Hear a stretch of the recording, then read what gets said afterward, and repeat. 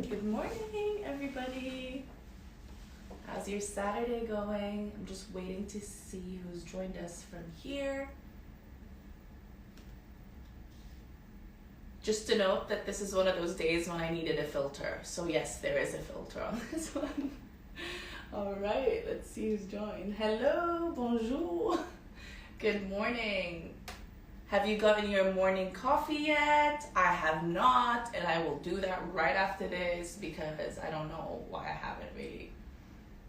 A few people have joined us. Armin, good morning. Thank you so much. Oh, someone's joining us from Montreal. Bremen, I'm not really sure where that is, but thank you so much, you guys. So my name is Shireen Ahmed. You're here with us on the Lovin Daily, where we take you on a rundown on all the top trending stories here in Dubai. Today, Mariam is not with me. She's hopefully going to be back next week or the week after. I'm not really sure, but fingers crossed she's back here because I am running crazy without having anyone to talk to on these Lovin Daily lives. I missed her. How are you guys doing? Some people are joining us from London. I can see you from France. What's the time there, you guys? I'm so curious.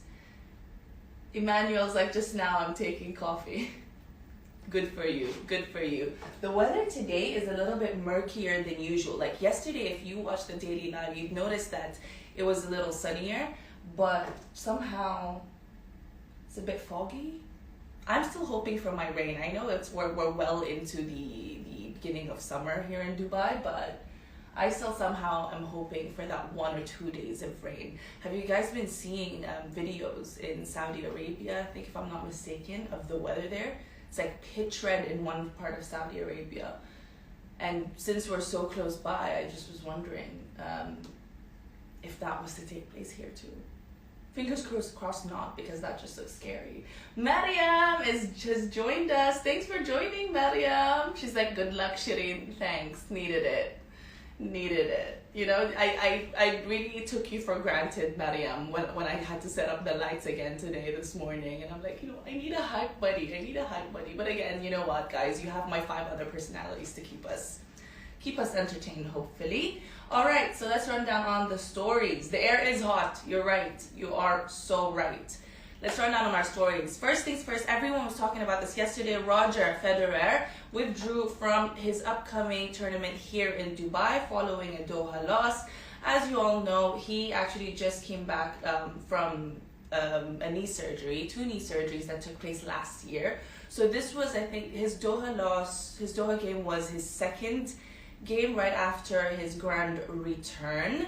But he announced yesterday on his Facebook and Twitter accounts that he would kind of take this time off to go back to training so he could obviously come back better and stronger.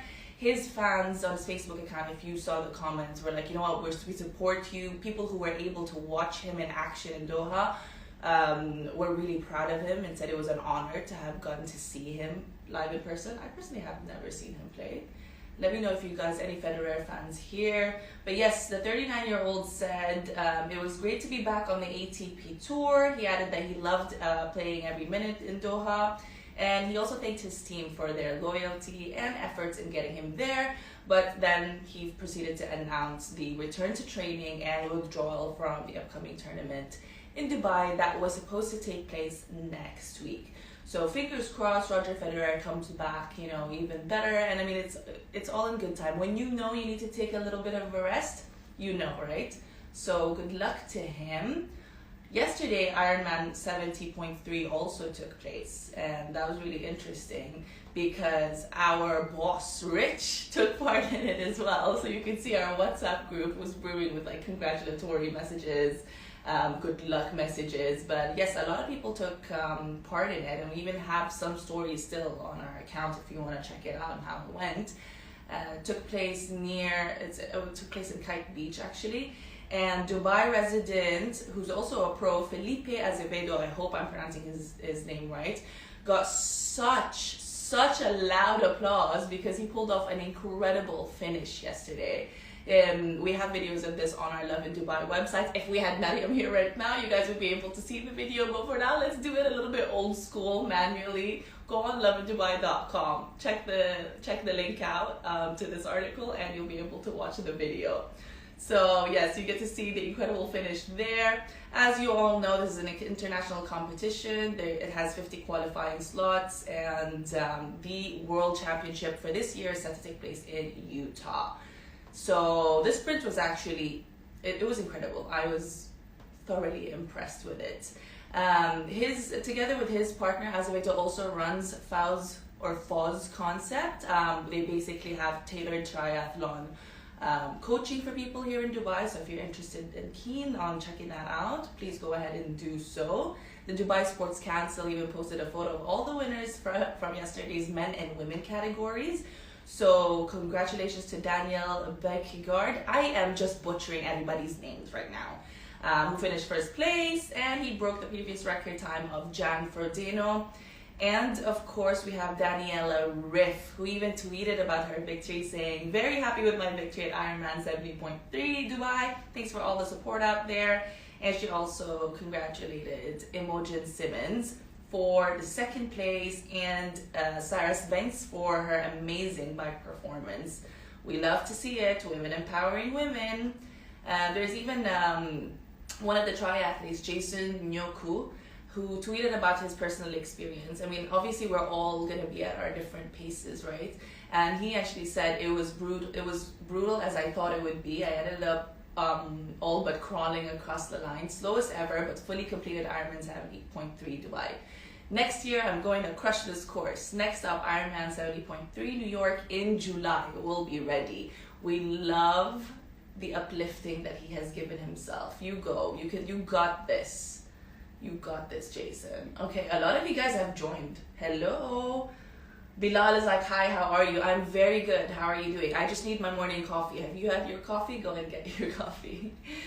And I'm really curious as to why the weather looks the way that it does. Do you think it's probably going to clear up by the afternoon, isn't it?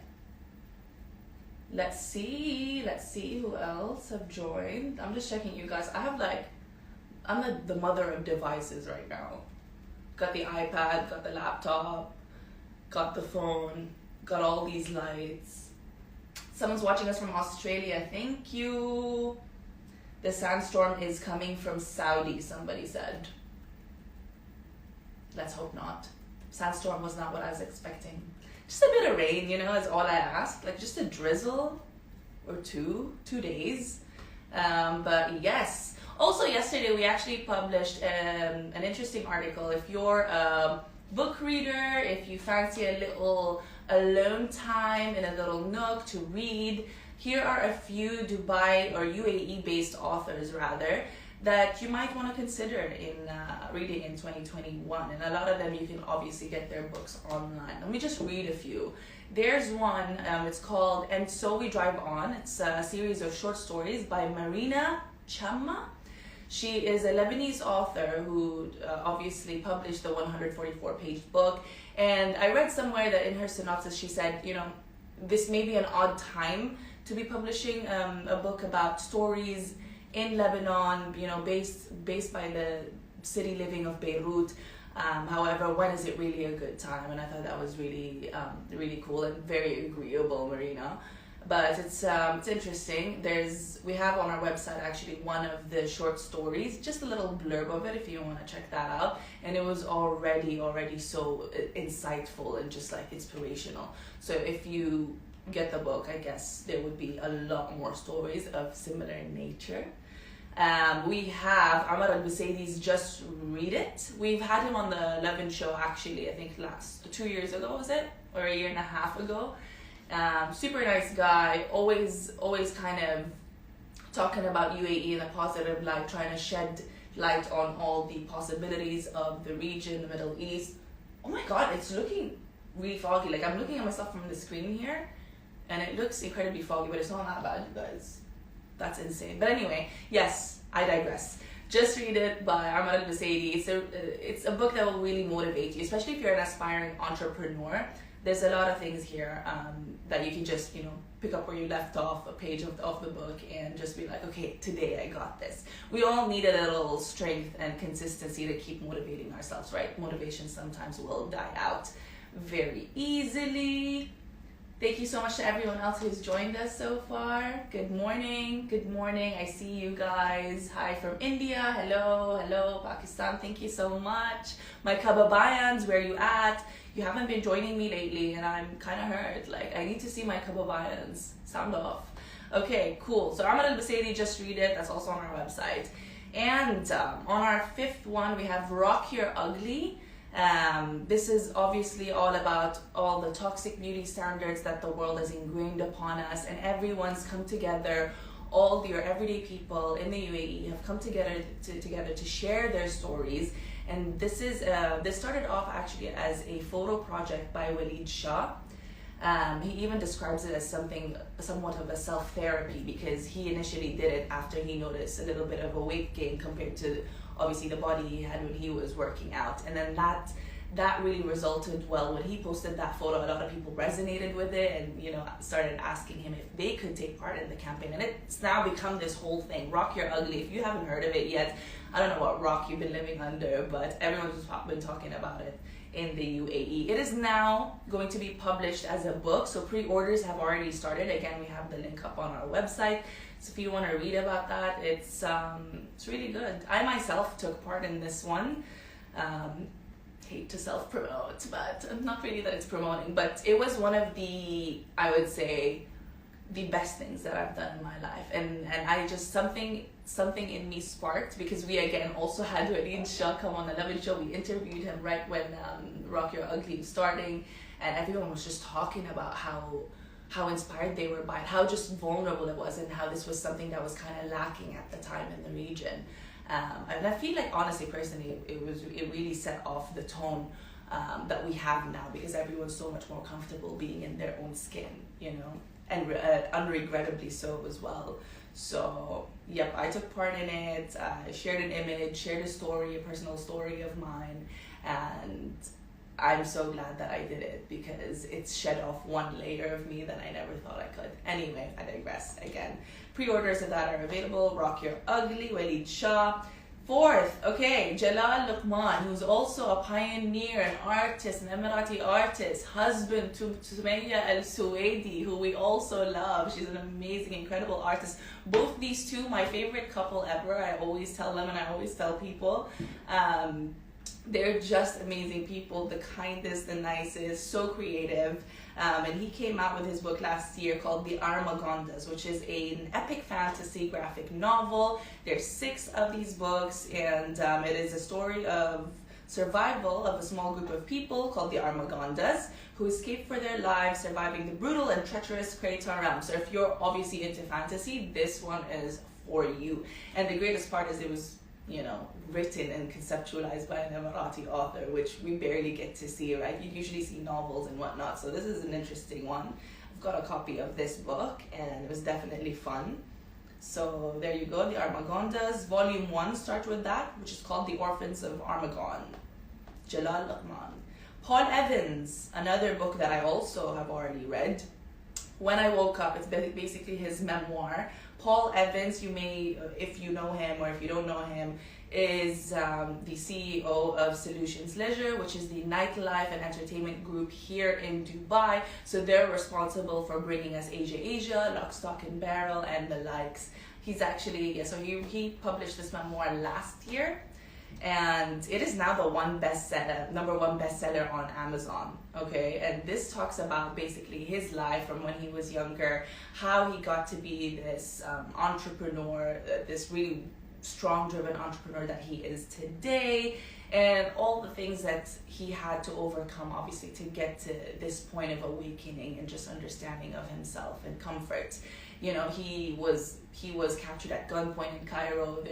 There's something in here about the coma that he was in, where he was fully aware of the alternate reality that he was living, and he got to actually describe that in the book. Super good read. I think I finished this in a day, because I just couldn't stop. I was like, what's gonna happen next? So what an interesting life you've led, Paul.